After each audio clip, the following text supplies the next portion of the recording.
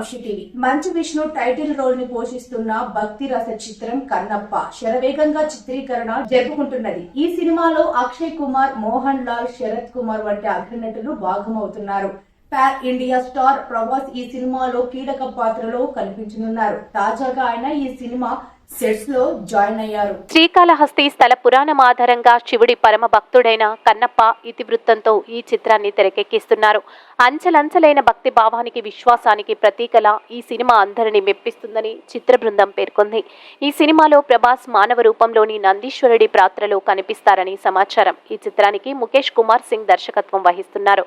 ప్రస్తుతం ప్రభాస్ రాజాసాబ్ చిత్రంలో నటిస్తున్నారు. సలార్ సీక్వెల్ శౌర్యంగా పర్వం ఈ నెలలోనే సెట్స్ మీదకు వెళ్లనుంది.